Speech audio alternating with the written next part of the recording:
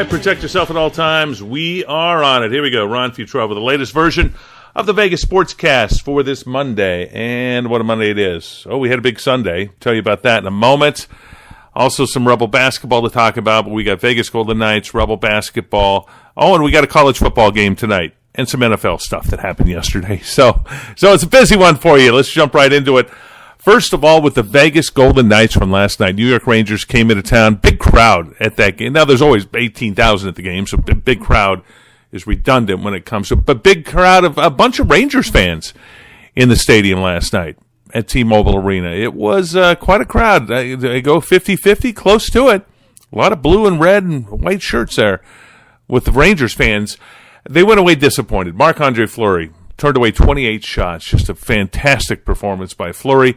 And the Vegas Golden Knights come away with a 2-1 win over the Rangers. So we were at the midway point of the NHL season right now. And the Knights, 29-10-2.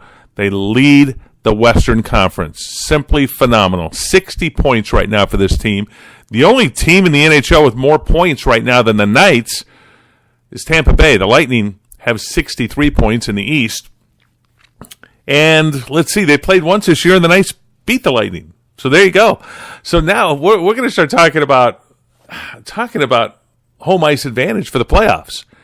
And if that happens for the Vegas Golden Knights, they get to the Stanley Cup playoffs and have home ice advantage for a substantial portion. You could sit there and go, whoa, now what's the possibility? So anyway, I might be getting ahead of myself, but we are midway through the season now, with a lot of promise for this team and just a lot of success and what they've done.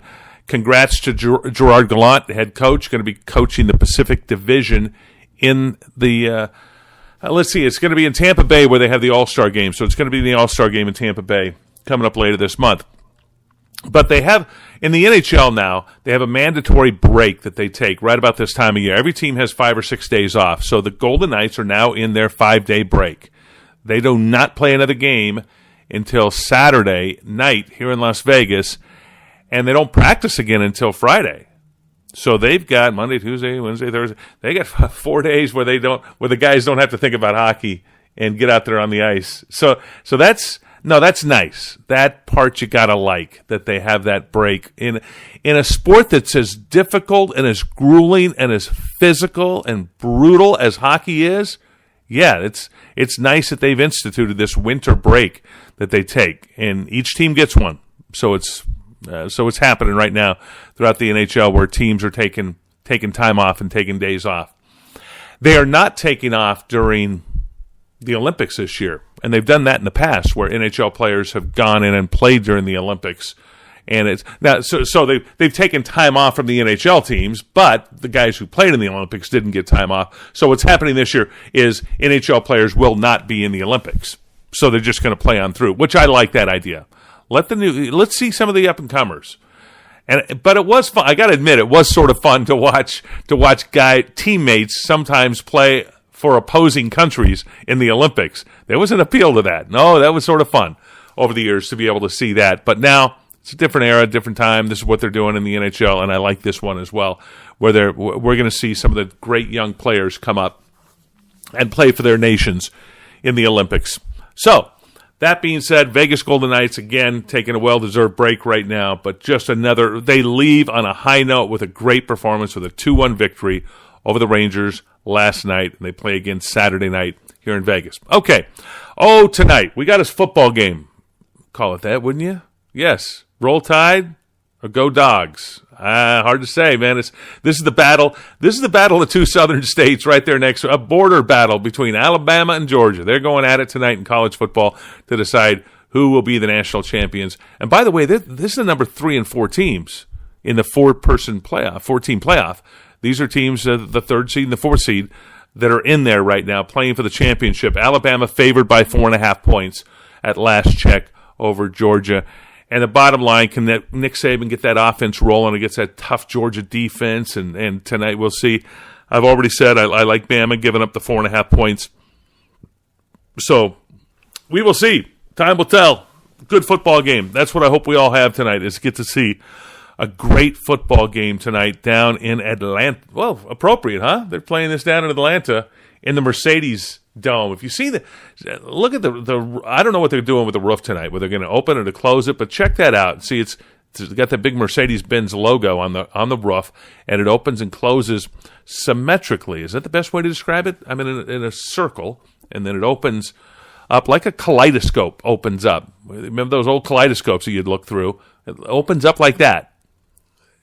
Rather unique way that they've done it. Love the technology that we're seeing in stadiums these days, and that's right up there at the top, if not the top right now, of what they're able to do with stadiums and make that happen. So, watch that game tonight. We'll have more for you tomorrow, of course, give a recap of that. Also talk more about the NFL, but I do want to mention briefly that let's see, good couple of good football games yesterday. First of all, the defensive battle between Jacksonville and Buffalo, and Jacksonville comes away the winner there, moves on to the next round of the playoffs, and another pretty good matchup between the New Orleans Saints and the Carolina Panthers. Saints come away winners there and move on to the next round of the playoffs. So we'll have a preview of the next. The next round of the playoffs. Now, the divisional playoffs is what they're called from here in the NHL. So another good weekend of football coming up, and looking forward to that. Rebel basketball, they're off until Wednesday. They play at Air Force, and they got to get their stuff together. That's the bottom line here. They got to make something happen here. UNLV basketball struggling right now. They are in league play, and they've lost 2 of 3 in league play. And the 2 they lost were at home. So it's just inexcusable at this point with a team with this much talent, this much promise going into the season now. Going into postseason with an 11-2 record, with a great record going into postseason. Going into conference season, and they've tossed a brick so far. So that's they lost at home to Boise State, lost at home to Utah State, and then won in overtime at San Jose State in overtime against one of the worst teams in the country. So that being said, this team is too talented to be messing around like this right now. We'll see if Marvin Menzies can get it turned around. If not, it's going to be trouble for this Rebel basketball season. After last year suffering through their worst season ever, the Rebels did. This year, again, lots of promise. Oh, they look great, scoring a bunch of points, doing well. But in league play, you got to be tough. That's all there is to it. And right now, this team is not showing the toughness they need to win in the Mountain West Conference. And it's not like the Mountain West Conference is a great conference. Okay, this is not a very good conference as it ranks amongst. There'll be one team from this conference go to the NCAAs this year, and that's what we've had the last few years from the Mountain West. And right now, that team looks like maybe Reno, maybe Boise State, maybe San Diego State. I would have said UNLV at the start of the conference season. Not going to say that now. There is still time, though. Oh, and by the way, the conference tournament is in Las Vegas. So they have that going for them. That's good for the Rebels. So always have that home court advantage in a conference tournament is very rare, but the Rebels have had it for years and haven't done the most with it. See if they can this year. But a lot of basketball to play between now and then, a lot of time for them to turn things around. So there you go. That's your Vegas Sportscast for this Monday. I do want to remind you, go ahead and download this podcast, subscribe to it so that it will download automatically. That way, when I do a podcast, you'll be able to get it. It'll automatically download to your phone. You can do that through Google Play. You can do it through iHeartRadio. You can do it through iTunes. We are wherever fine podcasts are given away. Because that's what they're giving away. We are wherever fine podcasts are given away. So go ahead, grab it, download it, subscribe to it, and also tell a friend. Let folks know. Let your friends know about it. Quickest way to get updated on the Vegas sports scene, and an easy way to do it. Download it. Goes to your phone. We do a long form. Occasionally we'll do a long form. We'll try to do once a week to have the long form so you have interviews and that sort of stuff. But for the most part, we want to do quickies so that you can find out what's going on not waste a whole lot of your time, just let you know what's going on in sports. But that's it. That's the way I see it. I'm Ron Futrell. Y'all have a fine Monday. We'll be back tomorrow with the latest and the greatest on the Vegas Sportscast. Check out our website, thevegasportscast.com, or find us on Twitter at Vegas Sportscast. All right. Enjoy the football game tonight, everybody. Bye for now.